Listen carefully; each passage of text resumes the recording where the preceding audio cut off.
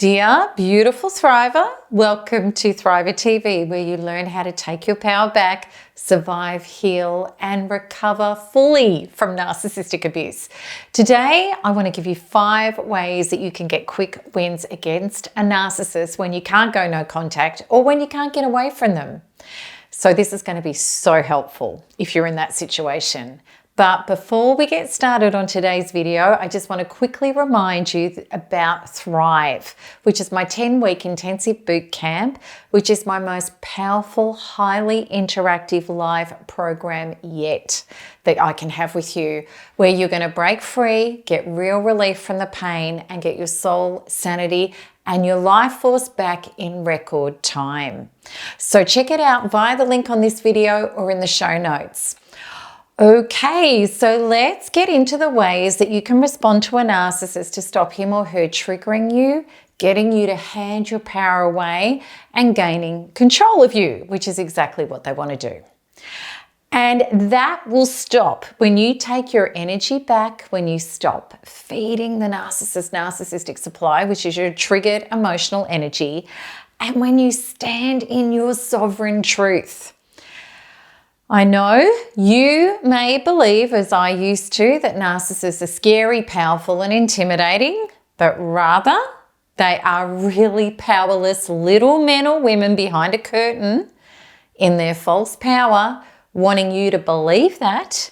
And if you do believe that and fall into it, then they're able to control you through using your fear or your triggered pain against you. And you're going to be amazed how, when you stand in your true power, how little they can use against you. They will actually crumble and back off.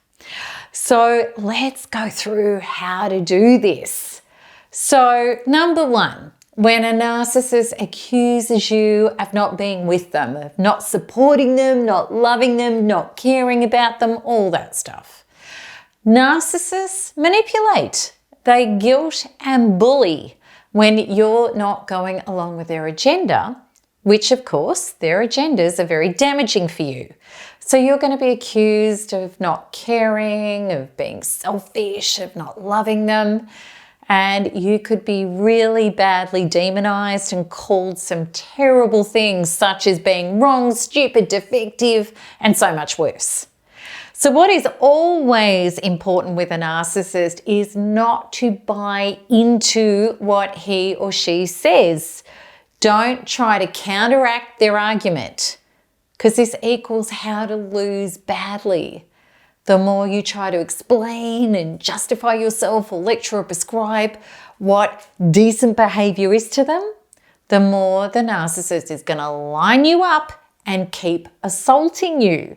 So the most powerful response from you is this one.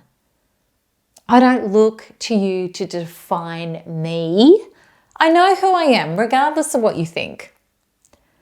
And if you can say that calmly and clearly, with no further conversation, no extra justifying, and that part is so important, this is going to be powerful. And then you've said it. You don't even need them to agree with it. You just get on with being your life.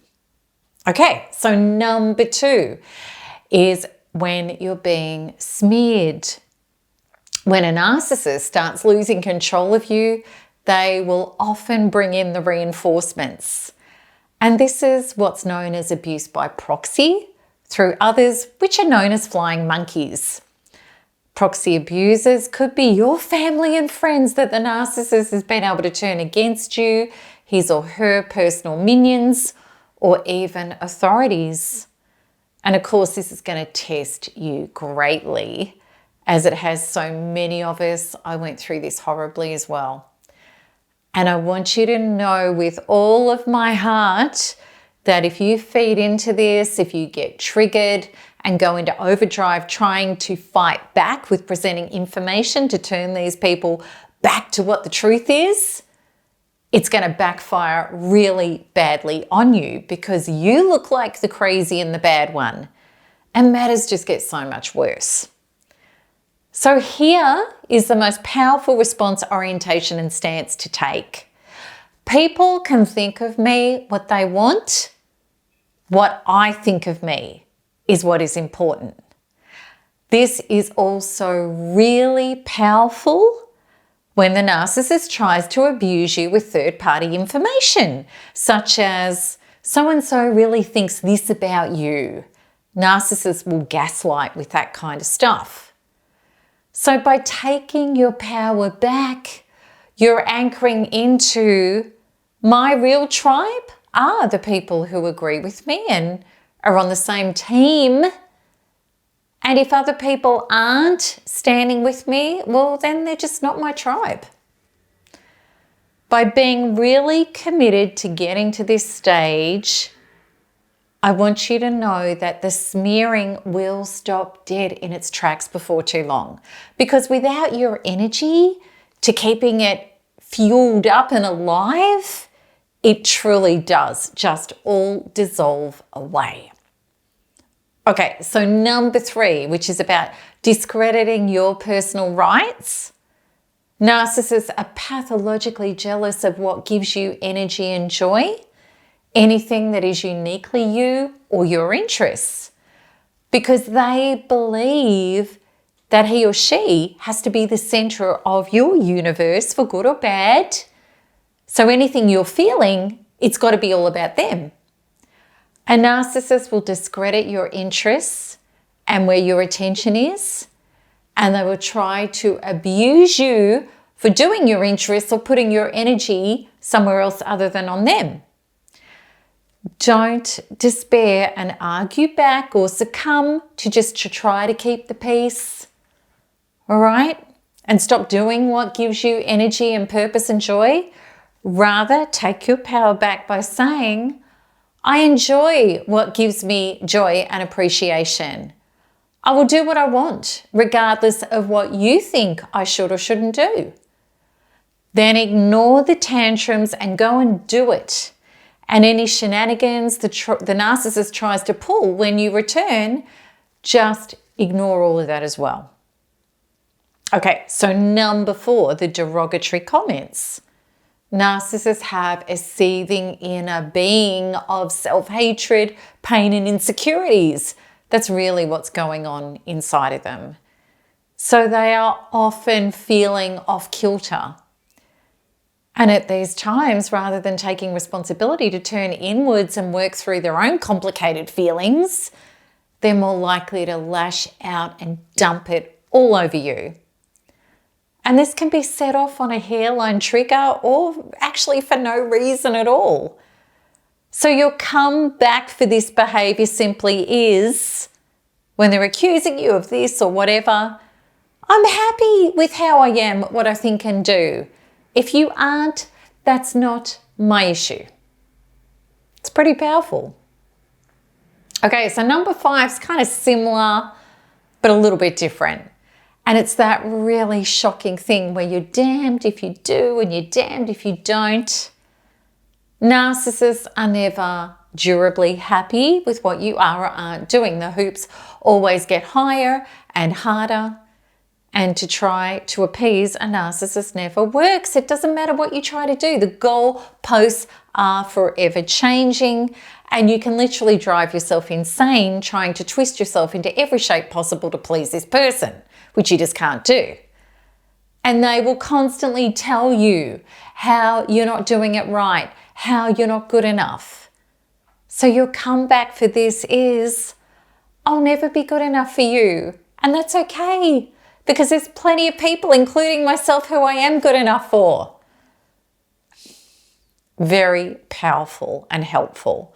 Okay, so in conclusion to all of this, you need to understand that narcissists can only attack people if they have gaps in their self-esteem and a diminished sense of self.